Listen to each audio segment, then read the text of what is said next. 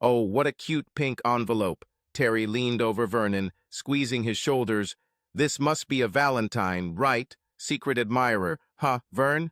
I think it's possible. Terry, don't you? Vernon stuttered, turning the unopened object over in his hands as if it were a bomb. I thought it was some kind of greeting card, but my birthday is not soon. It clearly says to Vernon Harrison on the front, and it's underlined twice, so it's definitely for you, Vern. He had met Terry only a week ago, on Wednesday or Thursday. He couldn't remember exactly, so he barely knew her, although she acted very familiarly. Nobody calls me Vern, he thought. I should be the boss, although even to him it sounded strange. He had been a regular member of this office for over 20 years and had been in charge for only 18 months, since Vernon Harrison had been promoted to chief planner. Terry was the most recent temporary employee to join Barton Valley Council's planning department. They were constantly short of qualified planners, so they usually had at least 3 part-time temporary staff doing much of the non-technical, but still important work, such as sending standard letters to applicants and neighboring residents, as well as special consultants, which varied depending on each plan application. The Human Resources Department, under the leadership of the formidable and fearsome Mrs. Hilda Brankston, provided a constantly changing supply of temporary employees. Terry, he thought, without remembering her last name, must have been a mother with a small child or children, since she only worked from 10 a.m. to 2 p.m. Monday through Friday. He thought she was between 20 and 25 years old, which made her almost half his age. She was young enough to be his daughter, although his twin girls were at universities, one in Bristol, the other in Newcastle, which meant a lot of traveling to pick them up and drop them off at the beginning and end of their school terms. That responsibility began last October, and he knew it would largely fall on him for the next 3 years, rather than on his busy wife Denise, who is now mayor of Barton Valley. Terry was very attractive, Vernon thought, of average height, wearing loose tops that couldn't hide her large breasts, but the tops hid her waist.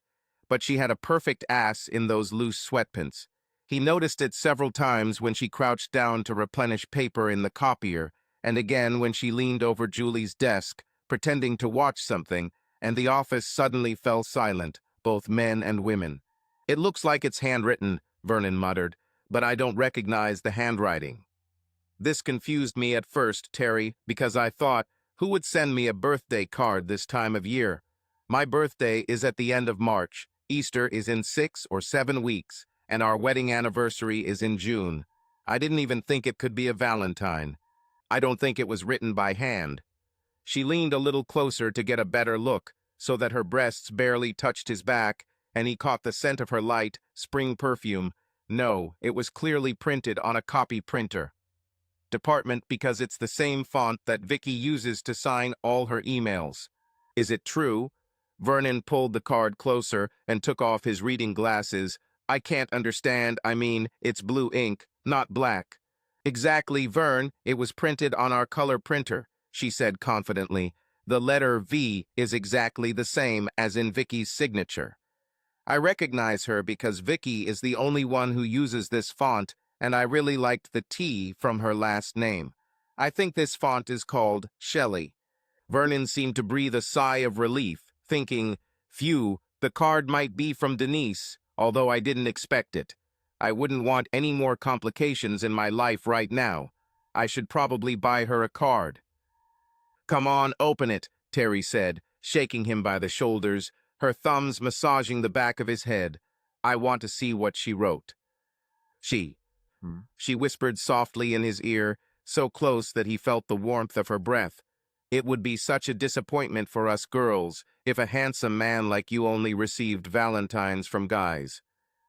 I'm a married man, he insisted, showing her his ring with his left hand. Happily married, he added for emphasis. Not even hidden. No, I'm not a hidden person. He looked at her. Her flawless young face was just a few centimeters from his nose, a small smile playing on her plump pink lips. Fine.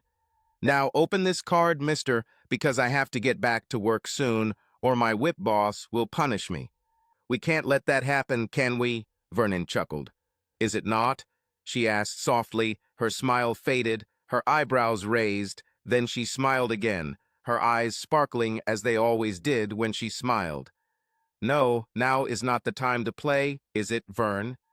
Then she laughed, a deep guttural laugh that made Vernon think that her boyfriend or husband must be constantly happy in the game, whereas he couldn't remember the last joyful time he had at home. Oh yes, he remembered, it was the eve of Christmas. But then, for both Vernon and Denise, life was stressful then and ever since. The details of the local plan for it, the council's budget, and the setting of the annual property tax were a busy time for Denise as mayor of the Barton Valley district. He flipped the envelope over and tore the sealed flap, running his index finger along the folded edge to reveal a card covered in red ink in the shape of a large heart surrounded by small roses strung on swirls of ribbon. He pulled it out of the envelope. "Happy Valentine's Day," Terry read over his shoulder, her chin resting almost on his hand, her long curly red hair tickling his right ear. Oh, this big red heart takes up the whole card, with these red ribbons and roses around it. What a beautiful card, isn't it, Vern? Yes, Vernon agreed, a little girly. Nonsense, Vern. You brave men are so insensitive to such things. I think it looks hot and romantic, like it's recognized that you have a big heart, and some greedy girl wants a big piece of it, or any piece she can get, I guess. Vernon looked at her face almost too close for the comfort of a married man. She was right in his personal space. When she said the last sentence, she sounded like how he imagined a vamp hunter, but when he turned and looked at the girl, her face was open, with an innocent little girlish smile and soft eyes. I bet she can go from sexy vamp to cute girl next door and back again in an instant, he thought. As they exchanged glances, she asked, "Oh, Vern, did you get your hair cut recently?" Yes, on Saturday." "That's what I thought. The hair on the back of my head has this irresistible short bristly texture that just drives a girl crazy." He swallowed. He didn't notice that her thumbs, which had been stroking the back of his head through his shirt, had moved to the skin at the back of his head and then moved up to his hairline. Her face still looked like that of a sweet and innocent girl. "Open the card, Vern. I want to read what she wrote," she insisted. He returned his gaze to the card, opened it, and out fell a chain of 4 red hearts, cut out and tied together, with an I on the top of the card and U below the hearts, and the letters LOVE divided between the 4 hearts. "It's not signed," Terry noted, "but then you can't run a card with the pop-outs cut out through the printer." "Check the back, Vern." Vernon turned the page. On the back were 3 large X's, clearly written in ballpoint pen, pressed into the thick card when held at an angle to the light. "There's no way I can tell who sent it from those XS, Vernon said. "It's probably your wife," Terry suggested, "almost certainly." "What did you give her for Valentine's Day?" I haven't bought her a card or a gift yet." He hesitated. "We haven't celebrated Valentine's Day for a long time." No, he thought, they haven't celebrated Valentine's Day for many years. "You better hurry up, Vern, if you don't want trouble at home. It's Monday and Valentine's Day is Wednesday, you know." "Well, now I know. Anyway, go to work, slave, before I punish you." "Oh, sir," Terry laughed, letting go of his shoulders and jumping away. "When I showed up for the interview, HR didn't tell me anything about your employee benefits system." She sat down at a table 2 rows away from Vernon, where they could both see each other, smiling. At the table opposite the open plan office, Mrs. Vicky Talbot and Miss Julie Kavanagh watched the scene with interest. "Vernon and a new girl. This is unexpected," Julie commented. "She's a smart girl, Terry. She's only been working here 2 days, and she's already figured out that Vernon's bitchy wife is clearly having an affair with that sleazy Harry Cox. I mean, Denise wants to keep her little affair under wraps while it lasts, but my Darren says Cox wags his tongue in the Carpenters about how the mayor is his bitch every chance he gets. Terry seems to know what's going on and makes moves to pick him up when he finally finds out. He's in good shape for an old man. He is a member of the rowing club, and on Sundays he races on the Bar River. Is the new girl single, married, or divorced? You know, I found out from her herself on Friday in the ladies' room. She's a single mother and dresses so modestly and wears this fake wedding ring to ward off men at work. She has been working temporarily for many years and knows well how to avoid wolves. Vernon Harrison is not a wolf. That's right, he's a nice guy, and he really needs to give his wife, the mayor, a kick in the ass. Terry is really nice once you get to know her, and she is so beautiful. I know she dresses modestly in those loose sweaters and pants, no makeup, neutral perfume, etc. But there's no hiding the fact that she has a toned ass that requires several days a week at the gym to maintain. Yeah, you hit the nail on the head. She lives with her mom and has a gym at home, Vicky whispered, nodding. She has a baby at home, so she gets up a couple of hours earlier, exercises and showers before getting the baby up, feeding him and sending him to school. She's too young for Vern and Vicky. She's only about 22. She must be about 30 or a little younger, Jules. Her child is 9 years old, in the same class as my youngest. She's really beautiful, Julie sighed as Terry stood behind Vernon and walked away. And even under that loose top, you can see that she has breasts that would drive Vernon crazy if he knew she was throwing herself at him. Yes, poor sweet guy, he doesn't even understand that he is being used by women on both sides. Oh well, he's not my type, Vicky, too old and too quiet, but he's a really nice guy, too nice for anyone to tell him that his bitch wife has been cheating on him for months. Yes, he will definitely find out someday, but after more than 20 years with his wife and their twins, parting with them would break the poor guy's heart. On his way home from work, Vernon checked the yellow note taped to his steering wheel to remind himself to buy a Valentine's Day card for Denise. He tried to remember the last time they exchanged cards for Cupid's holiday, but it must have been many years ago. The corner store next to his house was still open when he pulled up, so he checked out their stock of cards. There wasn't much choice. Even the cards on the top shelf weren't as pretty as the one he received. He bought one of the more expensive ones, just in case, but decided to buy the best one in town on Tuesday, where there were several specialty card shops downtown. He had to reheat food left in the refrigerator because Denise, as the county mayor, had to preside over a late council meeting and had left a note magnetically attached to the refrigerator door to let him know. Although it was an emergency meeting, Vernon knew it had been scheduled since last Friday.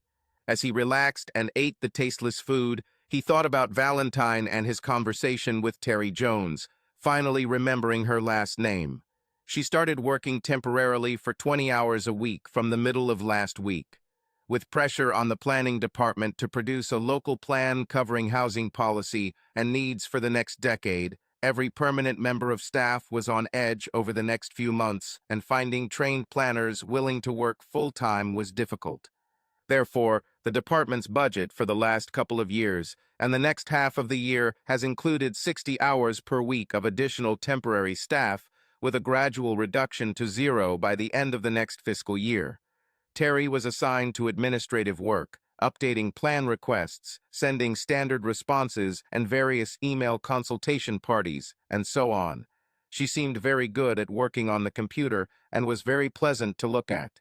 Denise arrived home quite late, around 11:15, and after blowing a kiss to Vernon, who came out of the living room to meet her, she took off her 3-inch heels. "Oh, I've been dreaming of taking off these damn shoes for a long time," Denise grimaced. "I wore them for 14 hours in a row, and they killed me from the very second hour." "Would you like me to massage them, honey?" Vernon followed her into the hallway. "Oh, that's nice, but I'm desperate to take a shower. I really stink, and my feet must stink even worse after such a long day. And I'm incredibly tired." She simply ran up the stairs to the bathroom to take a shower. "Do you want me to make you something to eat and pop?" Vernon suggested, shouting up the stairs. "No, honey," she shouted down the stairs.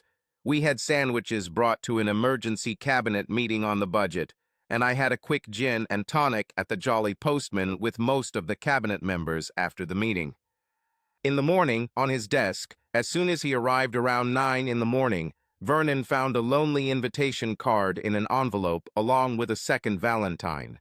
The ticket was for a Valentine's Day dinner and dance on Saturday at a posh and expensive hotel on the outskirts of town, a level 1 security listed building, and it was a black tie affair.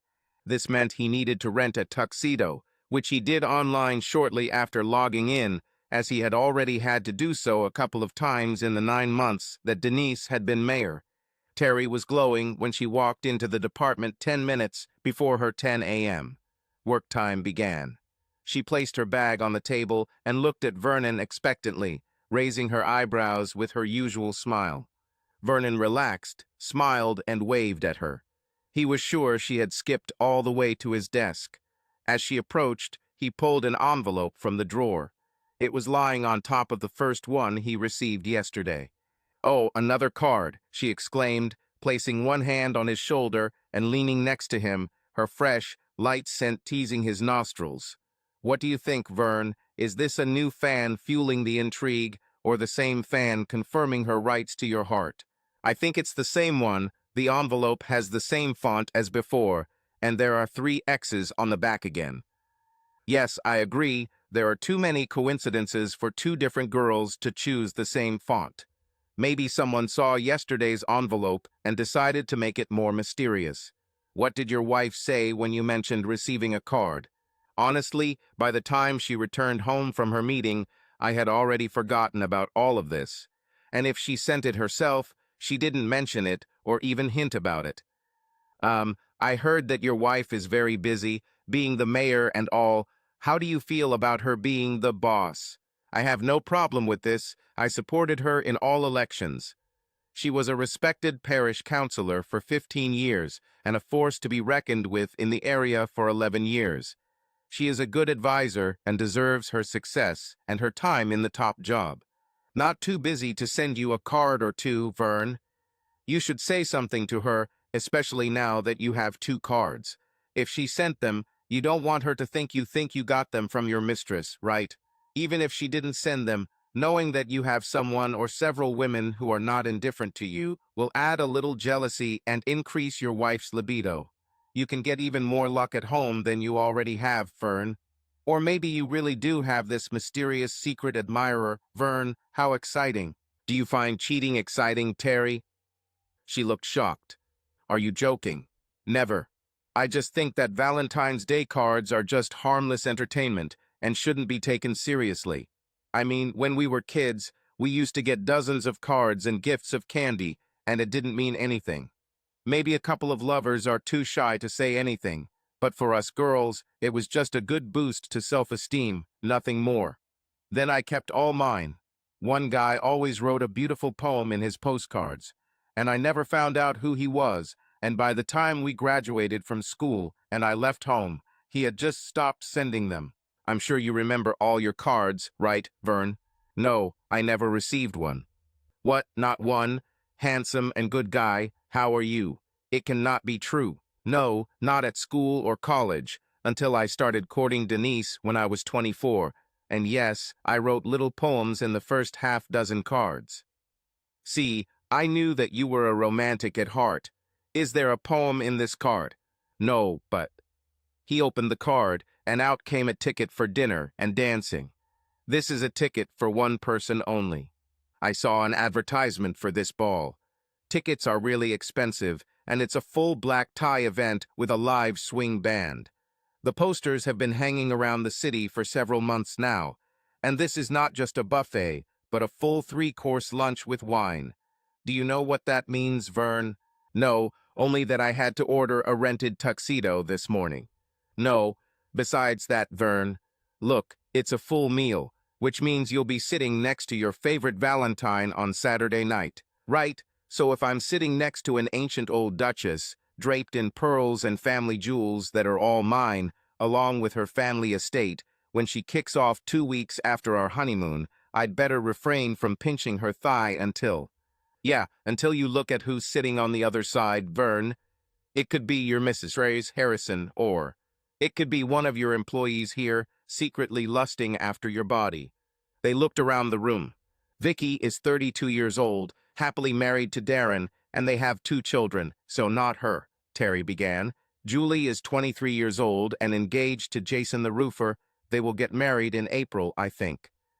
Carrie, 28, married her second husband just last year and has a 12-year-old son who visits them every weekend and a preschool-age daughter from her first marriage.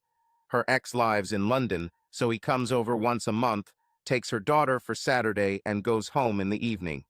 The other two temps are Linda, 50 but looks 35, happily married with two grown daughters, and finally Larissa, 19, a Syrian refugee, engaged to Aldialb, with whom she fell in love in a refugee camp in Italy and is now studying for a doctor. God, you know all this, and you've been here for less than a week. I'm a people person, Vern. I do my job, but I like meeting new people. I talk to them, and, well, they like to tell me about themselves. Ah, for a moment I thought you were just being nosy. He chuckled to soften any unintentional sting, hoping that she would take his slight jab as a joke. She actually laughed. See, I told HR that you can't be as boring as they said. Is it true? No, I'm kidding. They didn't say anything about you at all. Vicky will just show me everything, because you will be too busy with your work. Often, in temporary work around the city, I hardly see the head of the department, only my immediate supervisor. She smiled. The boss usually sits in a separate office, like that meeting room in the corner. Vernon smiled. It was the boss's office, but when I took over the department, I didn't want to be cut off from our little team, so we only use it for meetings, personal conversations, employee evaluations, and the like. So you are a boss who is always on the spot, right, boss? She squeezed Vernon's shoulder, released him, and began to walk around the table. Or at least I'm there and within reach, he replied with a smile. Well, don't forget a card for your wife, Denise, right? Valentine's Day is tomorrow, remember. I'll buy it for lunch, he assured her. He sent Denise a message that afternoon, thanking her for sending him 2 Valentine's cards and an invitation. When Vernon returned home, he mentioned the invitation to Denise's dinner and dance again and pinned the ticket to the refrigerator. Denise stopped stirring the pot and looked at the ticket. Why only one ticket, dear, which clearly states admission for one. I was hoping you would answer this question, my dear. I told you in a text today that I received a Valentine's Day card yesterday and an invitation and card today, but you didn't respond. I assumed that you were my only romantic suitor, and that this single ticket was just another little mystery from you.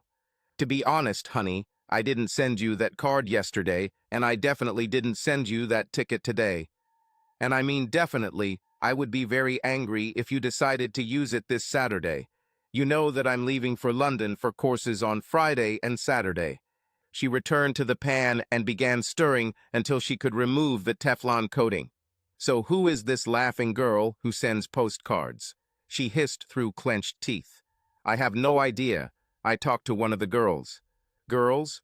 One of the temporary employees saw the postcards and, well, she was curious. More like a curious Varvara. Well, she's a woman. I thought you said she was a girl, she screamed. Well, compared to some of the others in the office, yeah, she's just a girl. I think she's only a few years older than our girls. After dinner, eaten in a cold atmosphere, Vernon checked online to see if he could buy another ticket to the ball in case Denise decided to cancel the course in London. The site thanked him for the request, but all tickets were sold out last week. Well, the evening and night continued in a rather cold atmosphere. It's all because of 2 anonymous Valentines separating a couple married for over 21 years. Vernon left for work early that morning, but not before leaving a Valentine's Day card for his wife on the kitchen table next to the coffee pot he had prepared for her. He took his morning teacup with him in a thermos. The planning department office was empty when he arrived. However, on his desk, he found a beautiful flower arrangement along with another pastel card, clearly a Valentine's card, which he opened with trembling hands. The envelope was again hand-printed, and a romantic poem was added to the card, along with the usual 3 X's on the back. So whoever left these messages for him had to come to the office on Tuesday evening. It wasn't Denise, she was at home all evening. Perhaps it was several people, a conspiracy. But what was the purpose of leaving 3 cards in a row, he wondered. He laughed to himself. In fact, having all the girls in the office conspiring couldn't be worse than being targeted by a single stalker. I mean, he almost said out loud in that quiet office. I'm an average guy in the mid-40s. I wasn't particularly handsome even in my youth. And now I'm an average man with 2 kids in college, a smart and attractive wife, and a settled lifestyle. The flowers gave him an idea, and he ordered a bouquet of flowers to pick up at lunch and bring home in the evening. There weren't any mayoral events today, which was another reason he'd let Denise sleep in, but he didn't want to risk sending a bouquet home in case she happened to go out shopping or do something else on her free day. When he got home, he found a Valentine's Day card that Denise had signed, with a note on the refrigerator that she had gone out for another meeting, this time for their home parish plan, a regular monthly meeting that Vernon was well aware of, and Denise left the dinner she had prepared during the day for him to heat up in the microwave. He was still wondering if the other cards were from Denise or someone else, because the card she left him looked a lot like the cheap one he bought on Monday at the corner store and rejected because it looked too cheap compared to the one he received on Monday. The one he left for Denise on Wednesday was much better quality than this one. Exhausted from working on the local plan all week and alone with his thoughts, he put the flowers in a vase and went to bed before Denise got home and was up early again before she was up. This is going too far, he thought. Another Valentine's card on my desk. This time with the printed message that Valentine's Day doesn't end until the Valentine's Ball on Saturday. Enclosed in the card was confirmation of a reservation at the luxury hotel that was hosting the ball. There was no price on it, it was covered up, but there was a stamp on it that said it was paid in full in cash. The card sat on top of a package wrapped in gift paper that contained a package of 3 silk boxers. He had never worn boxers before, had always preferred briefs, and saw no reason to change them. But these had a luxurious feel to them, like the few silk blouses Denise wore from time to time. A printed note with a short read, "Wear one and take 2 others with you, one for Sunday morning and a spare just in case." "Oh shit, what's happening?" he said out loud in the empty office. "This is getting really scary." All week Terry was interested in his cards, comments on them, and gifts. Today was no exception. She smirked when she saw the hotel reservation. "This is definitely your wife, Vern. Looks like she's going to ensure your luck this weekend." Vernon decided not to tell her that Denise was leaving that weekend for a course that was of interest to both counselors and permanent council staff. Even Vernon got a basic rundown of the new record-keeping rules that would go into effect in a couple of months. For the mayor, who is in charge of the council in the public eye, it was important that she had a better understanding of the new law, and Denise had told him about her participation in the course over a month ago. So he was sure that this Valentine sender, whoever she was not Denise, his beloved wife. Everyone else in the office was really busy that day, as Vernon insisted that no one was overtimed, work was shared between staff if necessary, that all deadlines and procedures for reviewing planning applications were met, and that other planning matters were carried out within a reasonable time. That's why temporary employees like Terry were hired, because pressure to release a local plan threatened to compromise day-to-day work. When he returned home, Vernon found another note on the refrigerator door stating that the dinner in the refrigerator could be reheated in the microwave. It also said that Denise had to leave early again for an unscheduled meeting with developers who were making a presentation on a potential new housing estate, and so she left dinner for him as she would not be home to have dinner with him. To hell with this, he shouted into the void and decided to have dinner at the pub, and also drink several ales, and then brandy and several brandies. When he went home, Denise was already asleep. He set the coffee to brew and forced himself to drink 2 cups and a glass of water before bed. That didn't stop him from having a slight headache in the morning. Denise was already up and dressed when Vernon got up and took a shower. He couldn't stay long or take a sick day today. The council's chief executive had scheduled a 9 a.m. briefing for all department heads, and Vernon needed to be at the meeting to give those present an update on the final version of the local plan, which was due to be presented to the councilor's executive committee in 3 weeks. Following this briefing, he had a scheduled meeting with the chair of the planning committee, Counselor Mrs. Cynthia Springett, to discuss any new planning applications which particularly needed counselors' discussion and decisions. Most non-contentious planning applications were delegated to officers for approval in accordance with policies set by law or the county council. It usually took him a couple of hours to review the plans and decide on the agenda for the meeting in 10 days. Denise was due to meet the chief executive in the late morning and travel by train to London to attend a workshop on Saturday on new data retention rules that come into force in 2 months. She needed to stay overnight on Friday and Saturday and wanted to do some shopping in the West End on Friday afternoon. So Vernon drove her to the council office at 9 a.m. Since they were running a little late, Vernon had to go straight to the small committee room for the department head's briefing, where Denise sat as an observer, saving time before her next meeting. Following the meeting, Chief Executive Matt Jones, his deputy, Mrs. Janice Merton, council leader, Councillor Bob Roberts, and the mayor, Councillor Mrs. Denise Harrison, retired to the chief executive's office to discuss the monthly full council meeting on Monday evening. When he got to his desk, Vernon found another Valentine's card. Well, it was a red and orange envelope, definitely not a business manila or plain white envelope that brings regular mail to the office. Terry was already waiting for his meeting to end so she could see what the card said. "Hey, Vern, good meeting," she asked, timing her move to meet him at his desk as soon as he returned. "It's the same as always," he muttered, hesitating before sitting down. "I think you want to see me open my new card." "Of course, I checked your table as soon as I arrived," she laughed. "If we still had kettles in the kitchen instead of hot water on the tap, I would have thought about steaming it and taking a peek." "Okay, I'll put you out of your misery," Vernon chuckled. He couldn't help but laugh at her impatience. She was unconsciously bouncing from foot to foot, and he felt like he couldn't take his eyes off her gaze, but was very aware of her breasts swaying in his peripheral vision, which even her loose top couldn't completely hide.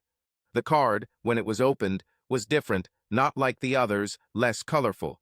The cover featured champagne in a bucket and filled glasses, bubbles, ribbons, and bows, but the card itself was just as high quality as the rest. Someone, Vernon thought, had chosen these cards carefully and tastefully. Inside this card there were no pop-up elements, just a printed message in a font similar to the previous ones. "I hope, like me, you're looking forward to Walpurgis Saturday night. And don't tell your cat wife, I'm sure she'll let the mice play, while the cat will be out of the house for the night." Also in the envelope was a coupon from a fashionable men's hair salon with an appointment for a day of hairstyling, shaving, body massage, manicure, and pedicure on Saturday. "Oh, that's juicy, Vern," Terry commented. "You get a nice treat while your secret Valentine benefits from a handsome, clean-shaven, relaxed man with no sharp toenails to scare her off. Vern, you should go on Saturday just to find out who this caring angel is, right?" "No, I don't have to go, Terry," Vernon replied. "Remember, I'm a married man." "Take your wife with you then, and let her enjoy the ball, the bedroom, and whatever else you can think of for her afterward. I only have one ticket." "Then go to the website and buy another one. It's probably too late to receive it in the mail, but you can ask them to leave it at the hotel reception for collection." "No, they were completely sold out a long time ago. I checked on the internet on Tuesday evening." "Then take her with you. Arrive early, grab your room key as soon as you arrive, and leave your wife in the room so she can shower, order room service, and a bottle of champagne while waiting for you to return. She'll love it, especially if you can laugh at whoever did it, and you can enjoy it at the expense of your secret admirer. As the letter said, everything is paid in advance." "No, that's not possible. Denise is on a course in London this weekend and won't be back until Sunday afternoon." I'm wondering," Terry said, lowering her husky voice to a whisper, "maybe this course she supposedly went to isn't the real course, and she's planning on surprising you by showing up at the ball and driving you crazy all night. Have a great time, Vern." Vernon thought the best way to end this embarrassment was to say, I'll think about whether or not to go tonight, and sent Terry off to do her errands. As she headed back to her desk, Vernon couldn't help but look at her butt. Looking up, he noticed Larry looking at him, looking at her, a knowing smirk on his face. Vernon shrugged as if to say, "Hey, what would you be looking at?" And Larry nodded in response with sympathy. "Same thing, I know. What else could we watch that could compare to this perfection?" Denise called Vernon on his cell phone 20 minutes later, saying she was ready and coming down to the hall. He drove her to the train station, telling her that he had received another Valentine's card and a coupon for a haircut. "You don't need a haircut, honey. You just got it last week," she remarked. "Yeah, I had a regular short haircut, but that's a full-blown cut, or at least as much as a guy can get," he replied. "Well, there wasn't anything about waxing." "Just don't do anything I wouldn't do, honey." She smiled as she got out of the car at the train station with her overnight bag. Vernon returned to work, but his head was full of thoughts about the mysterious series of Valentine's cards, and he couldn't be productive at his desk. In the afternoon, he went to inspect a construction site, which helped him feel useful and clear his head, but instead of returning to the office, he finished work an hour early. When Vernon returned home to a cold, dark, empty house, he found a note from the delivery service saying that his neighbors had taken his package. He knocked on old lady Matthews's door, and she handed him a long, soft parcel, which obviously contained a rented tailcoat for the next day. He unpacked it and hung it in the bedroom to air. It was almost lunchtime on a Friday, and the train to London was empty, so Denise placed her overnight bag on the seat next to her rather than lifting it onto the rack. As soon as she sat down and took the tablet out of her bag, the train started moving and soon picked up speed. It was an express train, and there were only half a dozen stops along the way. It was only after she had exhaled and relaxed, about to open the e-reader to the page she had left off on in her favorite author's latest novel, that she realized that not only had Vernon not kissed her when she got out of the car, but she hadn't bothered either lean over to the driver's side and kiss him goodbye. It was as if they simply took each other for granted. This made her think, and she put the tablet down. She honestly couldn't remember the last time they kissed, said goodbye, or greeted each other, even just saying good morning. Although they had been together for 22 years and married for over 21 years, they had once always kissed in the mornings and evenings, but they, or it was just her, had let this display of affection slip away unnoticed recently until now. She realized that over the past few months she had been so engrossed in her affair that she had been ignoring her husband. Sex. She had enough sex, about 4 to 5 times a week. She didn't need to try her luck at home. This meant that either Vernon received nothing at all, or he received it somewhere else. And now she heads out for 2 full days and nights of sex with her lover, leaving her husband in the care of some seductress who is trying to get him. Okay, she thought, the course on the new European data protection laws coming into force in May was just a 2-hour briefing, and really just an excuse to spend the night with her lover Harry, to which Harry had persuaded her to add a Friday night under as an excuse for a shopping opportunity in the West End on a Friday afternoon and evening. In fact, the train journey was a double deception because she couldn't be seen going to London in Harry's car, and because she couldn't bring many things home, she pre-ordered a dozen items from 6 different national chains with stores in the West End online, which would be delivered on Monday so that she and Harry could have sex all day and evening on Friday and Saturday. Sex at home. She tried to remember the last time she had sex with her husband. It took a couple of minutes of thought, but she was sure that it had been before Christmas and Vernon had initiated it. He had initiated a couple of previous times where she had turned him down, and that time she just couldn't refuse. The girls had gone to a party to meet up with friends, and the long-married couple were alone for the first time in days when she had not been to either a real meeting or a fake one where she actually had sex with Harry Cox. It wasn't that she didn't love Vernon anymore. He was still the same sweet and loving man he had been throughout our 22 years together, and he proved he was still good in bed that night. On Christmas Eve there was tender, loving sex with Vernon. They showered together and cuddled on the couch, waiting for the girls to return around midnight to wish them a Merry Christmas before making love again. It was wonderful, and she felt nicely warm at Christmas. But 2 days later, she was having sex with Harry again in an apartment his wife didn't know about, which he had furnished and maintained for his extramarital affairs. Vernon was sweet and loving, making her feel good and making her feel relaxed, satisfied and loved. And Harry was a stimulating energizer who fucked her hard and fast, not caring if she felt pleasure. She did, but mostly because it was gross, obscene, and sinful. He had it everywhere. In his car, in the kitchen in his apartment, on the balcony in the summer, and even in the garage under his house, bent over the hood of his Lexus right after he bought a new model in September. She was now heading to a hotel room where she would be treated 3 to 4 times per session. Friday afternoon, Friday evening, Saturday morning, afternoon and evening, and Sunday morning. That's 18-24 sex in one weekend, whereas at home she had no sex with her husband at all in January or February, and only 4 times in the whole of December, and 2 of those times were on the same night, a total of 4 times in almost a quarter of the year. She'd only been with Harry Cox once this week, when she told Vernon she was going to a ward planning meeting, so she knew Harry would be raring to go as soon as she arrived. Not for the first time, Denise wondered if she was jeopardizing her future, and if this affair was worth it. Once Vernon finishes the local plan, and the end of this project is already in sight, perhaps she should repair her relationship with the love of her life. She loved Vernon, or so she thought, and when this affair with Cox came to its natural conclusion, she knew that Harry would replace her with a younger model, and she would happily return to Vernon. She had no illusions about what kind of man Harry Cox was. He was a developer and a particularly callous landlord, a big fish in a small pond, often clashing with the planning and standards boards. Most of the homeless people in the area sleeping on the streets were former tenants.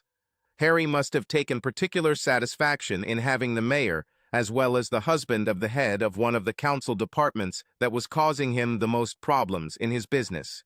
Until now, she believed that meetings with Harry Cox were just more sex, that she still fulfilled her marital duties to Vernon and was interested in marriage. Now she realized that she was seriously neglecting her husband, and now he was being pursued by some rival with these damned Valentines and this Walpurgis ball. Maybe, she thought, this weekend should be the finale to tell Harry tonight or tomorrow that it was over between them on Sunday, so she could focus on repairing her marriage before she lost Vernon forever. At that moment her phone rang. The call ID showed it was Harry, although she had it listed as Consultant 1 on her phone in case Vernon ever saw it. "What the hell does he want now?" she said out loud. She pressed the green button. "What do you need?" she asked sharply. "Hey, honey, caught at the wrong time?" "Sorry, yeah, I had a couple meetings this morning and, to be honest, I'm worried about Vernon and those damn Valentines he gets." "Oh yeah, I remember you said he got one the other day. So what? Someone must be really desperate to send Valentines to such a weakling." "He's not a weakling." "No? So why are you having sex with me and not this weakling?" Denise suddenly became angry. "Yes, why am I doing this?" "Because you're a first-class kitty, and I'm the alpha male who can fill that kitty up like no other. Listen, honey, I hear you're on the train. I'm just entering the congestion zone, so I'll be at the hotel about the same time as you in London. I'll unpack and order coffee and snacks while you catch the tube, okay?" "Yeah, okay," she sighed. "See you in about 3/4 of an hour." Denise checked in and received a second key card before taking the elevator to the top floor of the hotel. She entered the room and heard her lover's raised voice talking on the phone in the living room, where she had placed her overnight bag before he angrily threw the phone at the hotel wall, scattering pieces of plastic across the floor. "What's happening?" she asked, placing a hand on his shoulder to stop him from stepping on the rubble. He was barefoot in a robe, had probably already taken a shower, and was waiting for her to arrive. He turned to her, purple with rage. "It's your vile husband costing me thousands of pounds on the block of pension flats I'm building on Osborne Road." "What did he do?" He toured the site this afternoon to sign the foundations and, looking at the excavated ground, guessed that we had not dug the foundations deep enough. And you really didn't dig it up? Well, the standards are too strict, so sometimes we go to some lengths. Larry in the planning office and his previous boss usually just sign them off in exchange for a couple of favors. Oh no, you didn't? Maybe they did. I'll leave it up to the superintendents to work to the plans and adapt as needed. Anyway, Vernon had my foreman dig the area, and it was 4 inches below the minimum level, so I'll have to do whatever it takes. Dig and go down another 6 inches, and then re-pour fresh concrete. You can't just add 6 more inches of concrete on top because it's all underground, right? No, I'm trying to fit 4 floors into an area where there is a height restriction. I already have a minimum ceiling height in the apartments, and there's barely room to stand in the attic space where the water and heating tanks are stored. I either dig up the foundations again or lose 6 apartments on the top floor with magnificent views of the valley for $300,000 each. But Vernon almost never does inspections. He usually sends Larry. I think he just wanted to get out of the office. I walked in quietly yesterday morning, and he was surrounded by office girls looking at his valentines. He even had flowers on his desk. I wouldn't be surprised if they were pansies. He probably got angry because I wasn't getting sex at home and decided to unwind. It was bad luck that he ran into my construction site. Do you think he knows about us, or does anyone in the office know? Of course not. We were very careful. He put his arm around her waist and pulled her close to him. Cox growled, "Now that you're here, let's get this done quickly and then go have some tea." She pushed him away from her. "Let me take a shower first. I'm all dirty after meetings and the trip. By train." "No, dear, I want you for who you are, even more appetizing than usual, and besides, I need to remove my aggression towards yours by giving you what I deserve," and he doesn't. Denise was away until Sunday afternoon, so Vernon was up alone when the mail arrived around 9 a.m. There was the 6th Valentine's card in a row, again printed in a script-like font with the caption, "See you tonight, love. P.S. I booked us a honeymoon suite for our first time together. XXX." For a moment, he thought it might be Denise trying to add some excitement to their family life, so he decided to go. Maybe this weird weekend course was just a ploy. Perhaps that's why she packed an overnight bag with sexy lingerie. He snuck a peek while she was preparing breakfast on Friday morning.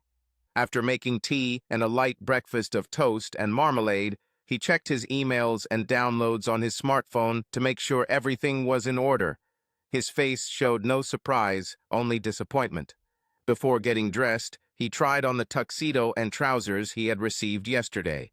The suit fit so well that it was probably the same one he had rented before. Denise had suggested that he make his own, especially since she had been mayor for at least 2 years, and there were enough events to justify including clothes for the mayor's spouse in the mayor's budget. But Vernon insisted that he really wasn't a man for evening wear. After a light lunch at the Bear Pub, he strolled down the main street to cut above the Rest Gentleman's hairdressing emporium for his prepaid treatment.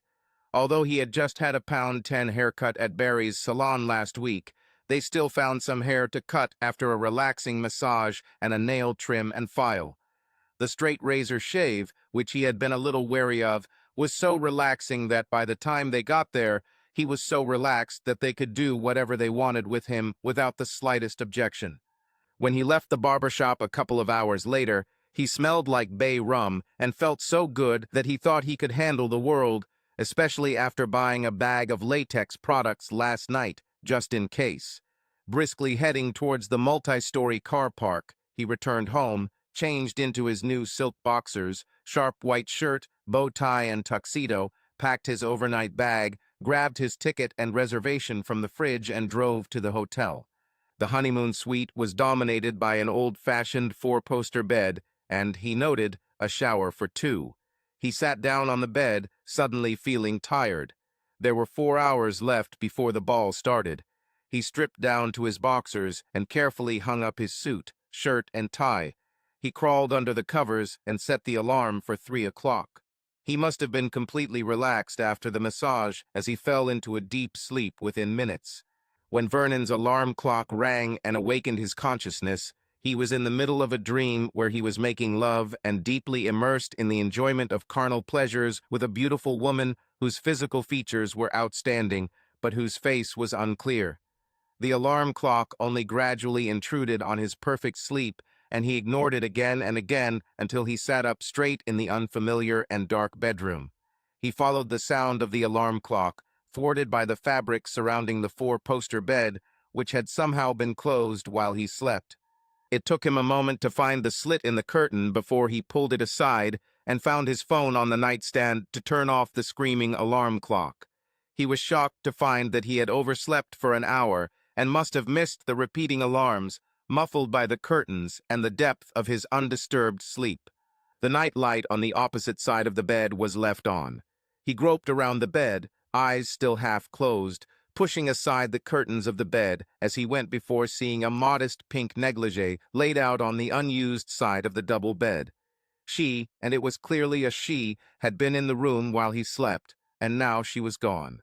A visit to the bathroom helped him open his eyes so he could see more clearly. Several feminine products magically appeared on the bathroom shelf, including a new box of different rubber products from the ones he had left in his overnight bag. The bedroom wardrobe revealed a change of women's clothing, but gave Vernon no clues about his new partner. It certainly wasn't Denise who planned to sleep with him that night. It wasn't her stuff. And there was no need to stock up on latex contraception since her hysterectomy shortly after giving birth to her twins due to the discovery of a cyst on her ovaries. In addition, he now knew for sure that she was far away and completely occupied that night, as she had been the previous night and day. He remembered his wonderful dream. He had not made love to his wife in his sleep, and he suddenly felt both sadness about that fact and excitement about the possibilities this night might bring. This spurred him to dress quickly, which in his anxiety meant he had to try 3 times to tie the unusual bow tie before he was ready to leave the room. A glance at his phone told him he was already 20 minutes late, and the device's battery was down to the single digits, so he plugged it into the charger and left it on the nightstand on his side of the bed to check later. Downstairs, he looked at the table plan at the entrance to the ballroom to find his table to the right of the stage, where a small jazz ensemble was playing a set before food was served, half a dozen couples dancing. Finally, the list revealed the name of the person who sent the Valentines. Vernon headed around the dance floor. As he approached the table, the lovely Terry stood up, smiling at him, and walked towards him to meet him halfway. "You were late. The waiters warned us that appetizers would be served after a couple of numbers, and I was going to go get you," she smiled. "Well, I'm here now." Vernon returned her smile. Without taking his eyes off hers, he added, touching her hands and kissing the offered cheek, "You look absolutely stunning," before examining her closely up close. Her red hair was curled and seemed larger than in the office, like a halo of fire around her beautiful face. She wore a sparkly, cream-colored cocktail dress with thin shoulder straps to hold it in place to keep her pert breasts from spilling out, and showed off her black mid-thigh stockings. Vernon thought she was absolutely gorgeous. "Thank you, Vern. You look very elegant, too. Are you fully rested now?" She smiled, returning his kiss with a kiss on the cheek. "Yes, I slept like a baby. I think my present thoughts, however, would not allow me to sleep in innocence any longer." "Let's dance, Vern," she whispered in his ear, her red lips still close to his cheek. "I need to talk to you, and the walls have ears." They walked hand in hand to the center of the dance floor. The orchestra began to play another slow romantic tune just as they turned to look at each other. "Closer, Vern, I need to talk, and you need to listen to me from start to finish, without interrupting or walking away. Can you do that, dear?" Vernon let go of her right arm to wrap his arm around her waist and pulled her closer, cheek to cheek, before moving to the beat of the waltz. Terry pressed herself against him, and they moved as one. "We're probably being watched, Vern, and what's happening this week and this weekend is intended to be used against you." "Well, I'm holding you in my arms now, and Denise told me not to come." Quiet, don't talk, dear. He nodded silently. I'm here because I'm being blackmailed, Terry said. Of course they're blackmailing, Vernon replied. I knew it was all a setup, and I know who's behind it. Don't go, Vern. Please listen to me. Under normal circumstances, I would be happy to dance with you. You are a wonderful person and too good for your wife to treat you like that. She is a stupid bitch. She moved her head away and looked into his eyes. I'm sorry, Vern. I'm so angry at the way she treats us, that's all. I know she's a stupid and selfish bitch, even if she hasn't realized how stupid she is yet. Vernon turned her around and continued to dance with her. So why are you being blackmailed, and what exactly are you supposed to do to me? Well, they're blackmailing both me and my mom for something we did together a few years ago. She won't tell me who exactly is blackmailing us. She says she doesn't know for sure, but they know enough to ruin both of us and put her away. To prison for many years, and me as an accomplice. I know who it is, Vernon said, his jaw clenching. You know, she looked into his eyes. I thought maybe it was your wife trying to catch you doing something, but I guess you don't usually do such things. No, I don't. I've always been faithful. I don't know any other way. I guessed who it was, and now I have proof. I assure you, it's not Denise. She would be horrified if I found out, so she wouldn't deliberately wave it in my face. So he wants more than just us dancing together. Yes, the bedroom is equipped for recording sound and video. I looked around a little earlier, but I don't have a clear idea of what to look for. There are many ways to record bedroom scenes, Terry. One of them is a wide-angle lens and microphone in an overnight bag, with a battery sewn into the lining, running via Bluetooth through the cheating spouse's cell phone and streaming to the husband's phone via an app. This could be set remotely or on a timer and, once activated, responds to noise or movement. There's always a risk of leaving a device like this in your closet relying on sound alone, but judging by how quickly my phone's battery drains, I have plenty of material for it. My divorce lawyer. I knew you were a lot smarter than me, so I thought you could come up with something. So, to get me off the hook, Vern, I need you to come up to the room with me. I'll try to seduce you. And you must reject me and resolutely leave the room in anger, okay? Of course I can do it, he smiled. We need to make this believable. I have to try everything to make it seem like I really tried, so I want you to relax, maybe have a drink with me, then kiss and hug until I go too far, and you will not swear that you want to remain faithful to your loving wife. I will try to hold you, strip naked, even use tears, but you must resist and leave in order to remain innocent and show that I really tried to seduce you. I can do it. He stopped. However, if you are not going to make love, then why are there contraceptives in the bathroom? I didn't say that I was against the possibility of our love, Vern. Contraceptives are insurance in case I misunderstand you and you end up like every other man who has ever been near me and take from me what I was forced to give. I've never had a real boyfriend, so I've never taken the pill. I guess I'm a virgin in love, never had anyone to love or be loved until. She looked into his eyes. I hope now. I want us to be honest if we're going to trust each other, Terry. I don't want to get hurt, and I don't want you or your mother to get hurt because of my involvement. Tell me, why are you being blackmailed? She looked deeply into Vernon's eyes before speaking, tears beginning to fill her eyes. Yes, Vern, my love, I think I can trust you. I've never told anyone this before. You can trust me. I will treat this conversation as never having taken place, including you telling me about your mother. Who is she, by the way? She works in HR. Hilda Brankstone, Vernon guessed, and Terry nodded. She was supposed to help you with the cards. Yes, she did. Well, she was a widow and remarried and then divorced, so she went back to her maiden name Brankstone. That's why we have different last names, because my father was Corporal John Jones, deceased. What did you and Hilda do that would attract blackmail? My father was in the army, he died overseas, and my mother remarried to another soldier, a family friend, she thought. My stepfather tried to have sex with me, threatening to strangle us both if I told my mother. She never I didn't know or suspected anything. I also left home. I ended up on the street and was picked up by a man who turned out to be a pimp. At first, everything was fine. It wasn't cold outside, there were regular meals and a gentle lover who was nice to me. At first, then he began to take me and other girls under his control to businessmen's parties, many parties. He beat me if I did not participate in games and did not pretend that I liked it.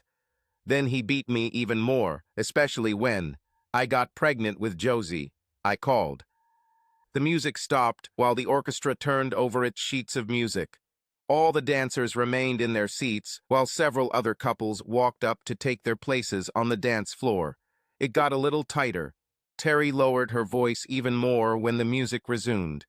One day, while he was in the shower, leaving me on the living room floor with a black eye, I used his phone to call my mother and describe to her as best I could where I was. Mom watched the apartment for a day or two until she found out about the pimp's habits. One morning, when he opened the door, she pushed him back into the room and beat him with my father's baseball bat. When she saw my condition and what he did to me, I could not leave the apartment for several days. To death. We collected all the evidence of my existence, wiped everything down, and left that apartment without regrets. No one has found us in the last 9.5 years, and Josie and I still live quietly with our mother. But someone was to find out who I was, someone who lived here and recognized me and my mother recently. I've never told this story to anyone, Vern, but you're more than just anyone. You won't say anything about what my mom did, right? We never had this conversation, Terry. I know your mother to be a strict and principled woman. Well, she's also ex-military. She trains hard and can take care of herself. Well, you and your mom don't have to worry, Terry. With what I have on Harry Cox and the mayor, it would be in everyone's best interest to keep everyone's secret. The music ended again. The leader of the orchestra announced that they were taking a break while the main course was served. Do you want to go to the room now, Vern? No, let's enjoy dinner, and well, I'd like to dance with you some more. We just have to be careful how much we drink so you can go home after you leave the room. They walked to the table holding hands. I booked another room here, Terry. It's smaller than the one Cox booked, but it's comfortable and no one will spy on what we do or don't do. I left my overnight bag there when I first arrived. So you knew it was a setup? I figured it out.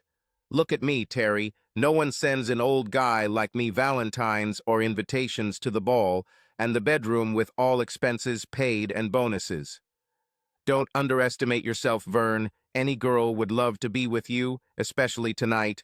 You look like James Bond, smell so good, and have the confidence of being attractive without an ounce of arrogance. And you seem more confident, too, Vernon laughed. But I think you could feel how I felt about you while we were dancing, so I'm sorry about that. She laughed.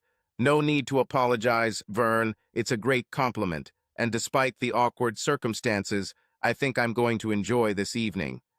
She stopped him on the edge of the dance floor and put her arms around his neck, ruffling his hair at the back of his head, kissed his smooth cheek, and whispered in his ear, I love what they did to your hair, honey, so sexy.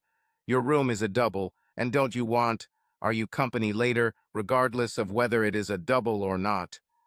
Yes and yes. Vernon smiled, kissing her softly on the lips. Vernon had long had suspicions that his wife had an affair. He was even more worried when she was so distracted while he tried to make love to her on Christmas Eve. Then, during Christmas and New Year, a quiet time for council members, the bogus course she announced in London was too ridiculous to ignore. He began checking her appointments, scheduled council meetings and visits while being publicly available. It was more difficult to identify your opponent. He had suspicions and a possible motive in Harry Cox, realizing that while others in his department were corrupt, Vernon adamantly refused it. He had no way of finding proof until Denise announced her trip to London the weekend before Valentine's Day. An internet search led him to a fisheye lens, and he found it easy to install and use on her overnight bag. He was left to rely on luck in placing her, or to use the microphone to obtain the evidence necessary to confront his wife, and her desire to preserve her public reputation in the event of a quiet, uncontrolled divorce. Denise knew nothing about Valentines, cameras in Vernon's hotel room, or blackmailing the girl. When Denise told Harry Cox that it was over between them that Saturday night, Cox told her how much he had invested in keeping her as a mistress and trying to keep Vernon as a puppet that he could manipulate into planning for her to hit him in the face. Vernon's fish-eye camera recorded the beating and brutal beating Cox inflicted on poor Denise. Because this recording was included in her divorce papers, Denise was able to file charges for which Cox received a 3-year sentence for grievous bodily harm. And it is common knowledge that prisoners and guards do not approve of beating women.